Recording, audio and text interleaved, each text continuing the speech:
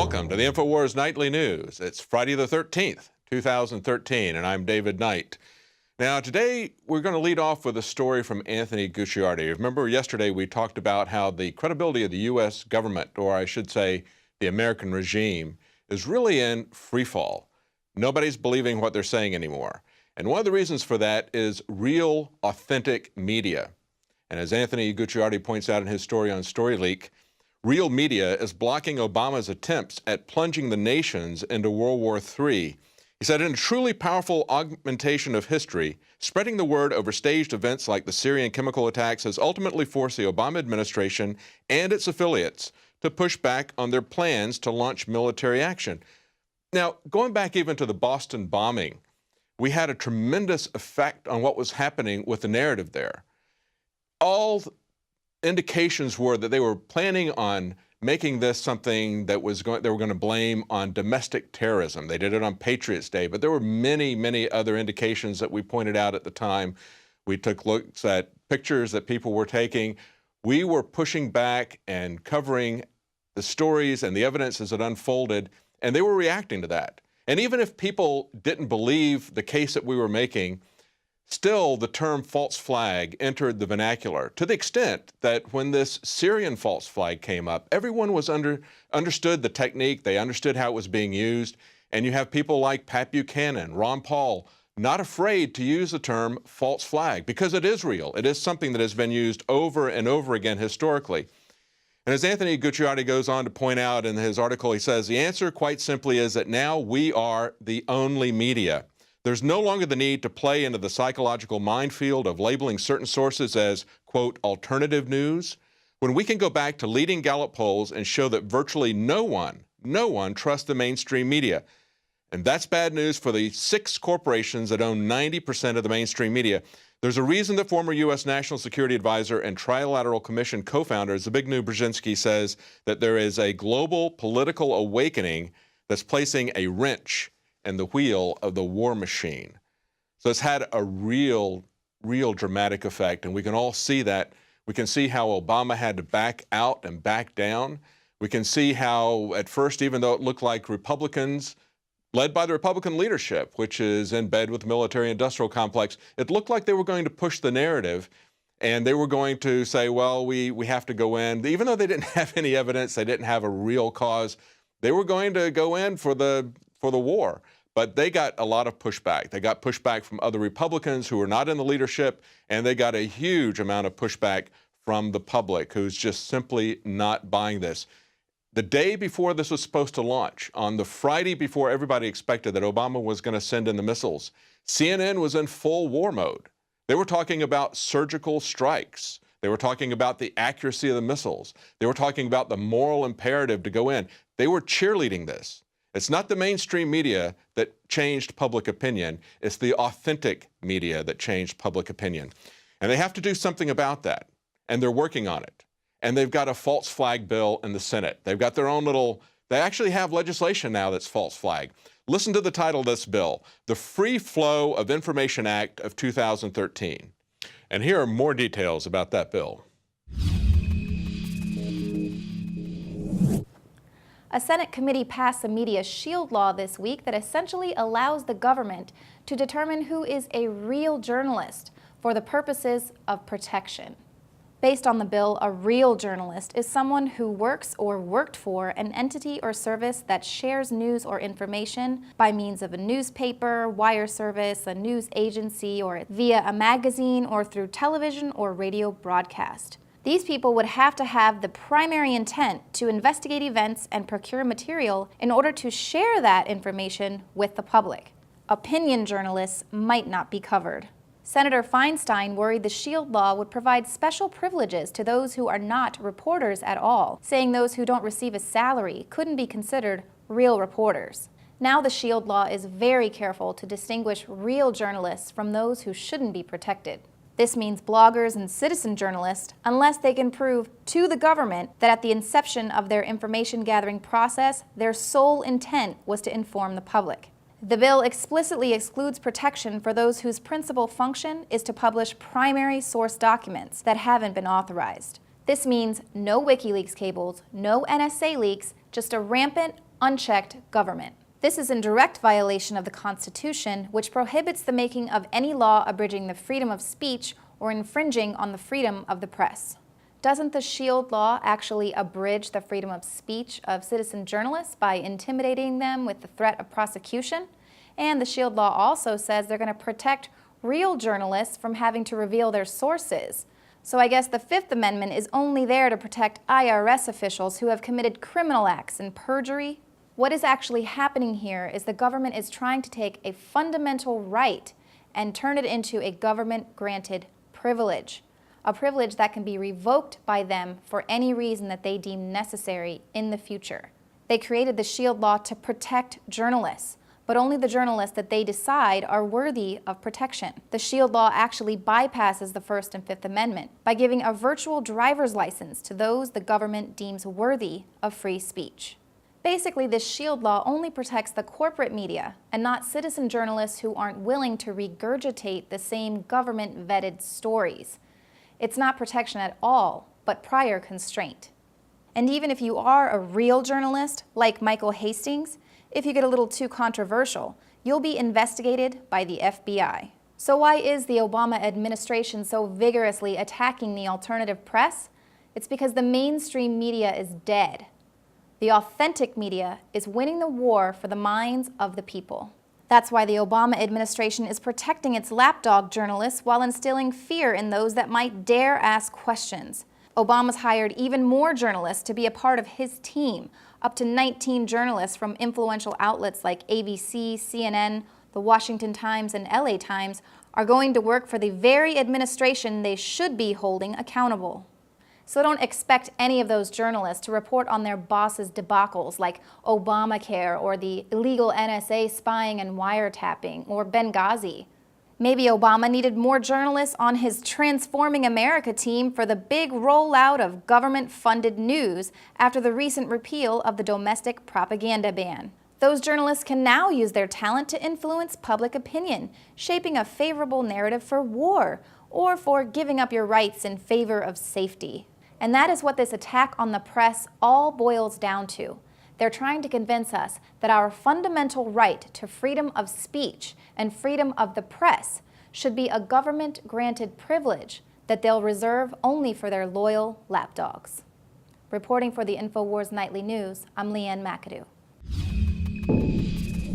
It's no protection. This is simply a false flag to take the freedom of press as well as things like the Fifth Amendment and not be intimidated by using the Fifth Amendment. They want to make the Fifth Amendment just apply to government officials, like the IRS official Lois Lerner, who was caught in criminal activity, and she didn't want to testify about it, so she took the Fifth Amendment.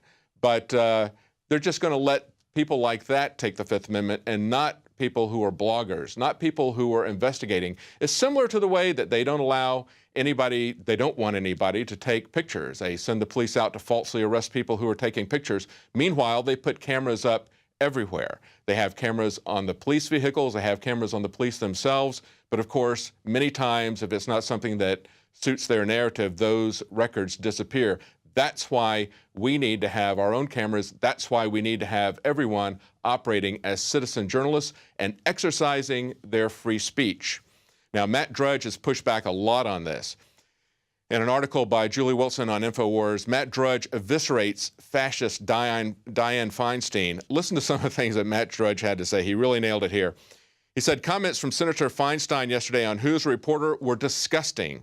A 17-year-old blogger is as important as Wolf Blitzer. Fascist. He also wrote on Twitter, federal judge once ruled that Drudge is not a reporter, a journalist, or a news gatherer. Yet millions of readers a day come looking for cooking recipes. See, real journalism is determined by content. That's why people go to Drudge. That's why people go to Infowars. They want content. They want content that's interesting, but they want content that's authentic. They want to know they're not getting fed a government line. So real journalism is determined by content, and the marketplace is going to determine that, not the government. It's almost kind of like what we see with the FISA court. Who would have thought that a secret court could go in and determine what the boundaries of the law are going to be, to pretend that they are going to modify the Constitution that everyone swore to uphold.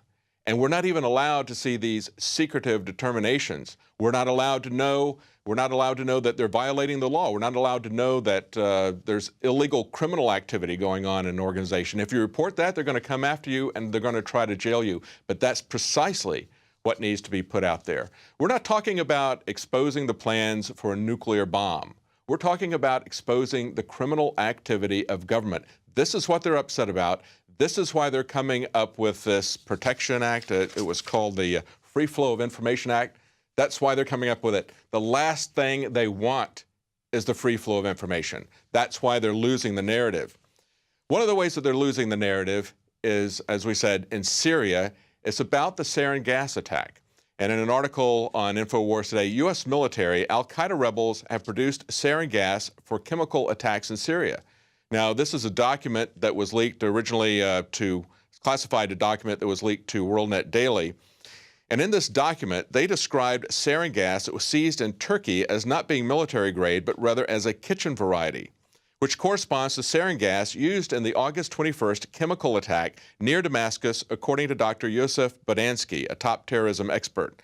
Bodansky said that unlike military-grade sarin, the sarin used in the Damascus attack did not accumulate around the victim's hair and clothing. If it did, said Bodansky, the sarin molecules would have detached from the victims and killed or injured the first responders who touched the victims' bodies without protective clothing and masks. Now, this comes after we already saw reports from the UN back in March saying that they believed that the sarin gas that was used then was done by the rebels. We also saw reports from Hillary Mann Leverett, who was an official in both the Bush and the Clinton administrations.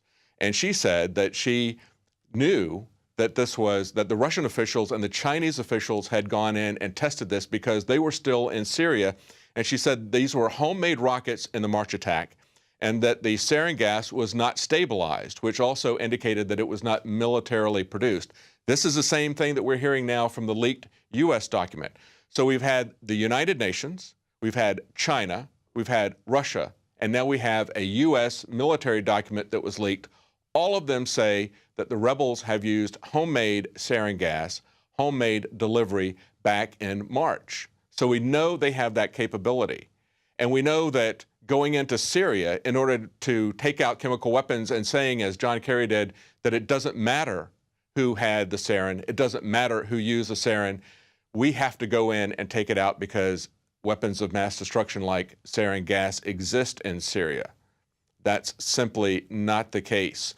So we have multiple sources saying that it was homemade, and this is very important. The excerpt that I read before from Dr. Yosef Bodansky about homemade sarin being different from military-grade sarin, this is one of the things that caused military experts to question whether it was even sarin gas in the first place when it came out. Remember, we were talking about that. We said, yes, it looked like they died from a chemical attack, but with sarin, when the people went in, the first responders would die. Or even if they were able to survive, they would have severe neurological damage, and we didn't see anybody wearing protective clothing.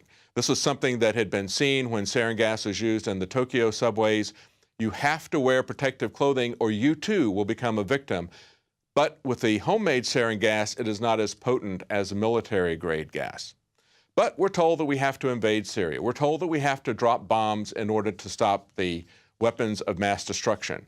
Is that really something that they're concerned about? Is it really the deaths of children that they're concerned about? And of course, those are inflated numbers. When Doctors Without Borders talked about it looking as if it was a nerve agent that was used, they said that they believed that the casualties were about 350. But when the State Department got it, John Kerry said that it was over 1,400, and he said it was over 400 children. Do they really care about the deaths of children? We have heard that 500,000 children have died. I mean, that's more children than died in Hiroshima. And you know, is the price worth it? I think this is a very hard choice, but we think the price is worth it. It is a moral question, but the moral question is even a larger one. Don't we owe to the American people and to the American military and to the other countries in the region that this man not be a threat?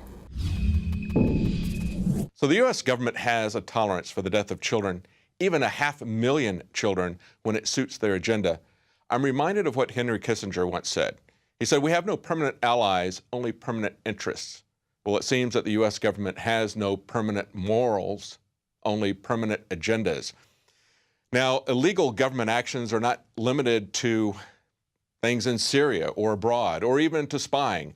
We see it happening all the time, unfortunately, with local police. Check out this video that Jakari Jackson happened to catch a false arrest as it was going and documented it from start to finish. This is an amazing video. Watch this.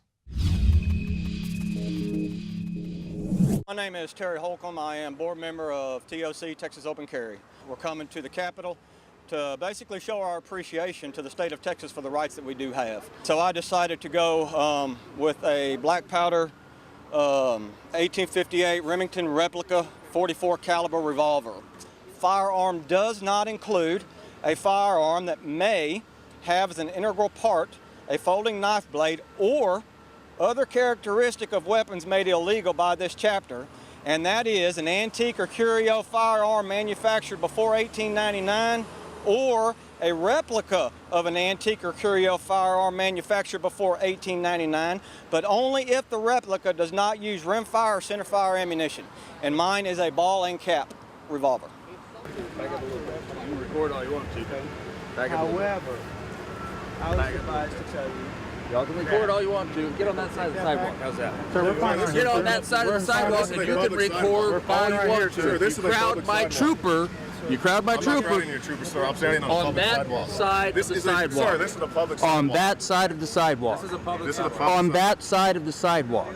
Sir, Do you understand what I'm telling you? I understand what you're saying, Okay. sir, but this Get is a on public that side of the sidewalk. sidewalk then.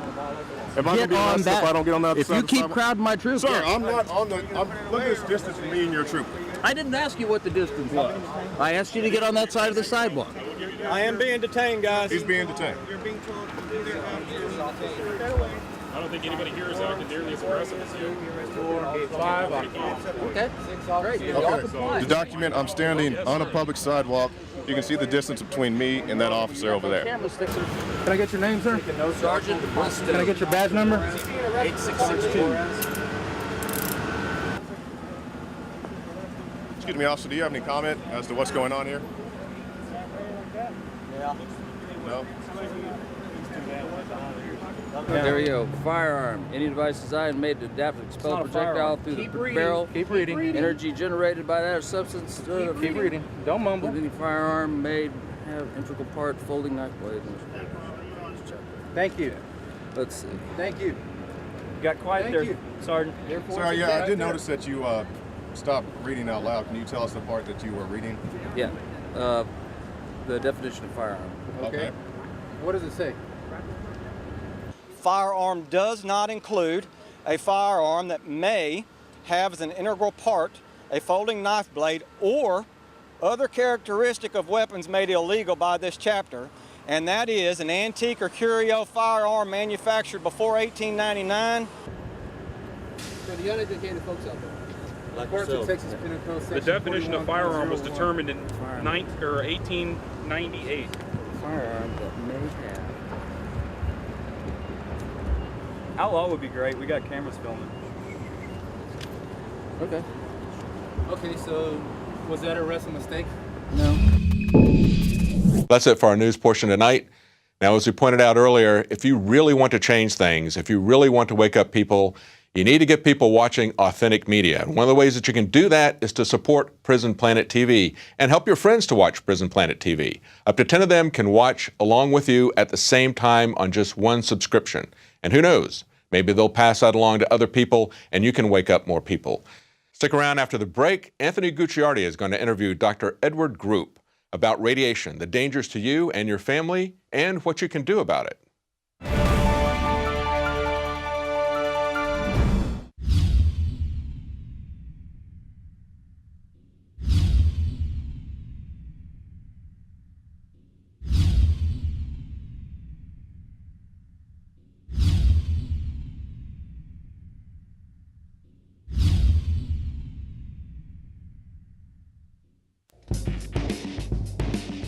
Infowarsstore.com. a conscious and involved distributor of independently made products that support a healthy and aware community. Dive into cleaner waters with your own ProPure system and Pro 1D filter. Save 10% with the promo code WATER. We've handpicked a veritable treasure trove of the best non-GMO seed banks on the market. And our selection of films showcases a wealth of knowledge outdone only by our books. Check for combo packs to multiply your savings. Wear your colors proudly with one of these conversation starters. Now available in pink. Get prepared and fund the revolution at InfoWarsStore.com. Are we choosing our own destiny, or has it been pre-selected for us? As we've moved through history, every great leader has had to understand the potential of information. Billions of dollars have been spent, privately and publicly, looking at how to tap into your psyche.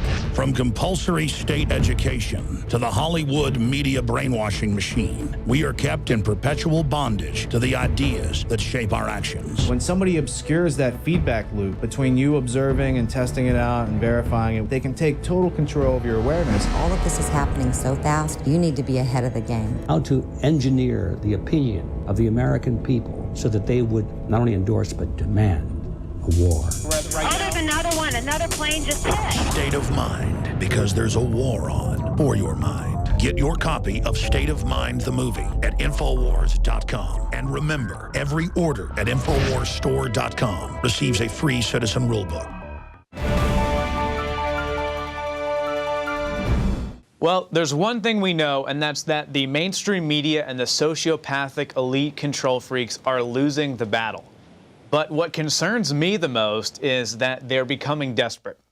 They may be crazy enough, such as to go ahead and use a nuclear weapon in South Carolina to instigate a war in Syria, or some form of disaster, push us into World War III. So if there's one person I wanted to ask on what we could do to protect ourselves in such a scenario and protect our families, it's Dr. Edward Group from GlobalHealingCenter.com. He's joining us right now to talk about how to prepare yourself for any disaster, protect your family with some extremely free, inexpensive, cheap, excellent ways to protect yourselves. If there was some type of incident, and there's already Fukushima going on, so we already have to protect ourselves, but if there was a nuclear incident or threats of a nuclear war, what would you say is the best way to protect yourself from that and other disasters? I mean, just considering the fact that we've had chemtrails and we've had Fukushima, which is going out of control right now. I mean, we're getting toxic iodine, iodine-31, which is radioactive iodine, in plumes coming over, and it's raining in different areas. We're seeing in some areas a 48% increase in infant deaths right now. So, I mean, I think we're already in a situation right now where everybody in the world needs to protect themselves and should be protecting themselves. I mean, what happens is that iodine or those radioactive materials actually shut down the thyroid gland, and the thyroid gland is your main immune system regulator, your hormone regulator, and it stops the thyroid from producing T3 and T4, which are the thyroid hormones. So there's a good possibility. I mean, we have nuclear power plants that are exactly the same as Fukushima along the East Coast, and there's been a lot of talk, just like you said, about a situation that might happen. If you look at the projected toxic effects of Fukushima in the Pacific Ocean within the next 10 years, it shows the whole ocean being contaminated with radioactive waste. So I think everybody, no matter who you are, you absolutely need to protect yourself against radiation. And not only radiation, but just how that radiation is combined with the other toxins in the air. And interestingly enough, who does radiation affect the most? It affects the babies, the pregnant mothers, which are severely iodine deficient anyway, and it affects the older senior population. Now, we've talked about in the past, and Alex and you guys have talked about the population control agenda. which is a major factor, considering the fact that you can create infertility, you can create sterility, you can kill off all the babies coming in, as well as kill off the senior citizens. So to keep it simple, I mean, there's lots of things people can do to protect themselves against not only radiation damage, but also harmful compounds such as fluoride and bromine. And the reason I bring those up, because when we talk about radiation, the thyroid gland, whenever you have excess fluoride in the thyroid gland, it fights, or other halogens such as bromine, they fight for the receptor sites of iodine in the thyroid gland. So iodine actually is one of the #1 things that I think everybody should have in their medicine cabinet at home. And don't just buy a little bit, stock up on it, because if there's going to be a disaster, you're talking about a worldwide shortage of iodine practically within the first 48, 72 hours. Now let me ask you a question though. You bring up a really good point here, that even though we're facing some type of nuclear disaster maybe, or a false flag or whatever, we're already facing massive amounts of radiation. We're already looking at chemtrails with these toxic materials. Our daily lives are a bombardment of disaster in some ways. And you talk about iodine. Now my thing is, I know the best form of it is nascent iodine. And I also know that there's the iodine that's FDA approved and stuff like that, that I wouldn't want to take even if there was a nuclear disaster in some cases. So what do you think is the best way to do it without destroying your body and your family? Well, what you're going to get through the military, or what you're going to get through the government, is you're going to get potassium iodide tablets. Now, those potassium iodide tablets, you know, in a severe situation, they will work, but you got to remember that a lot of times those tablets are made with toxic fillers and binders and excipients. And not only that, the body has to take an extra step to break that potassium iodide down into a usable atomic form of iodine. That's why I recommend always going with a detoxified or a nascent form of iodine, or an atomic form of iodine, which is going to be utilized practically immediately by the body. And that's going to neutralize and protect you from the damaging effects of the radioactive iodine, which is iodine 131. Now, you also have other toxic toxic ingredients that are being released, such as cesium, cesium-137, cesium-134, strontium, and some of the things that help detoxify the body of these other radioactive materials are bentonite clay. You know, that can be taken internally, or you can use bentonite clay with a Epsom salt bath. That has been used to pull out radiotrophic toxic compounds from the body.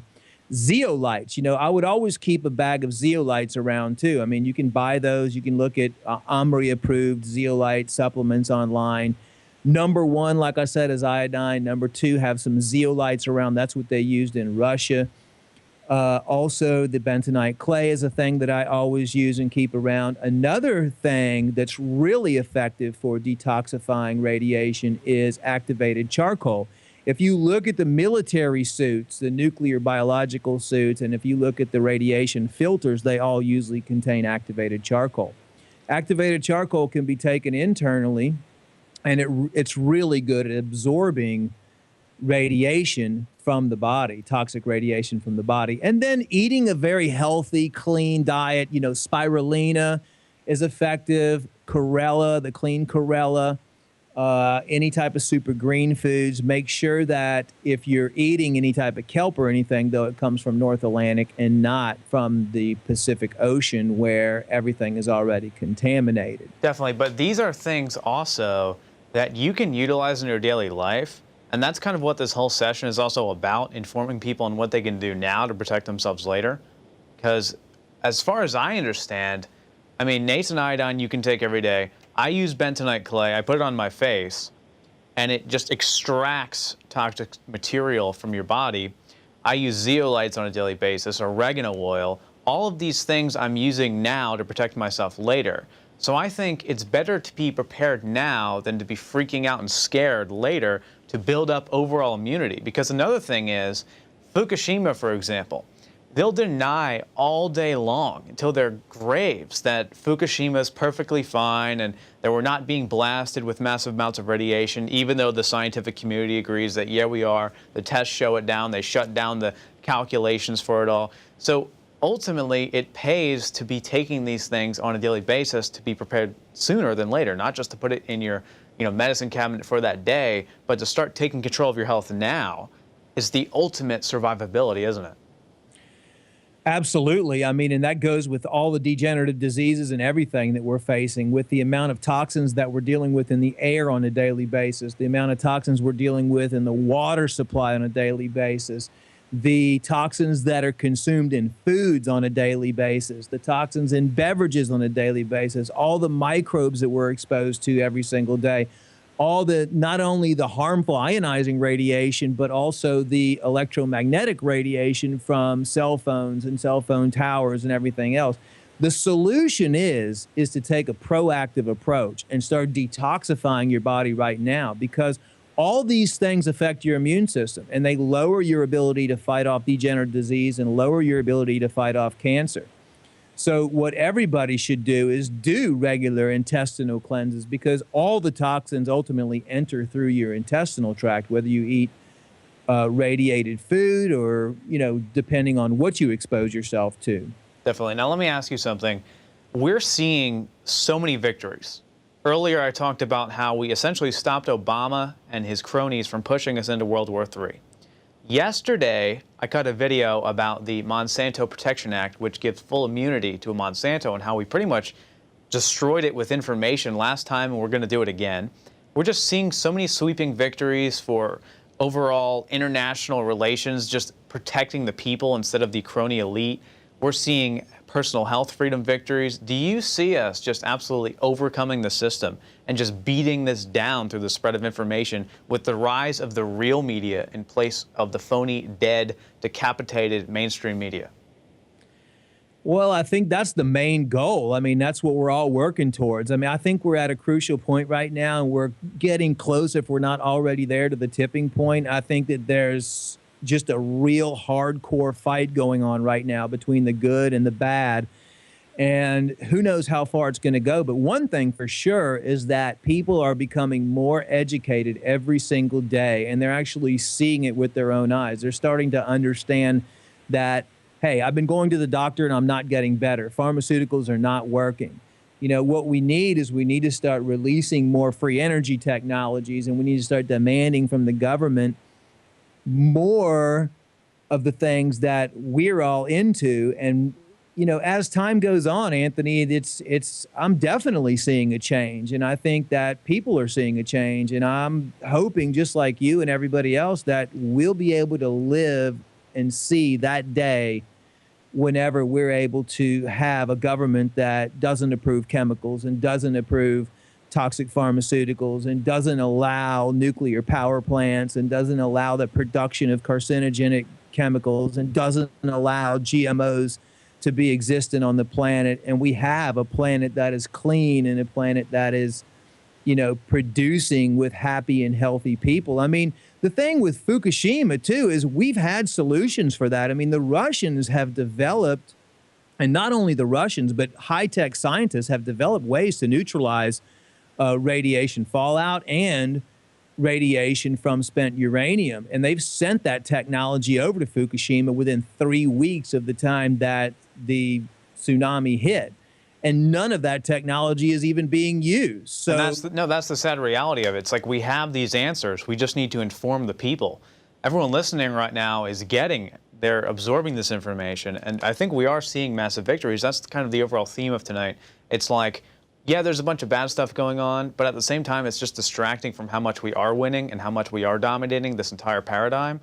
And I think ultimately being prepared on an individual basis is also extremely empowering, and the sociopaths at the top absolutely hate that. So thanks so much, Dr. Groot, for expounding on this knowledge, revealing this information. I'll talk to you again soon.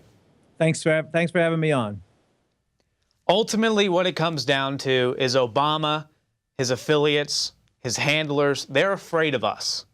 They are afraid of the real media. They're afraid of you. They're afraid of anyone with a brain that has a computer, a megaphone, or even a typewriter for that matter. It's essential that together we continue to push this information and to support the platforms that are doing this.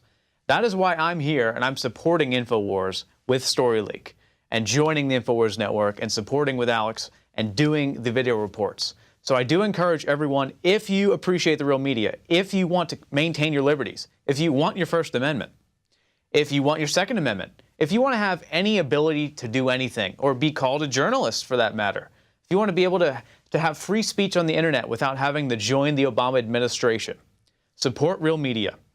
I encourage you personally to go to InfoWarsShop.com, join up at PrisonPlanet.tv. You can share it with 10 people, and it's like $5. I encourage you to go, join up, check out Infowars.com, check out my site, StoryLeak.com. Anthony Gucciardi signing off. It's up to you to spread the word. It's up to you to make a difference.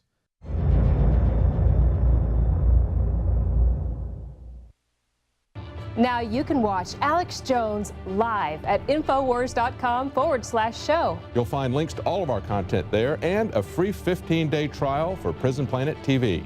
You can also browse the network, the Infowars Nightly News, and over 60 movies and documentaries all together in one place. You can watch the Alex Jones radio show live as it happened. So check it out, Infowars.com/show.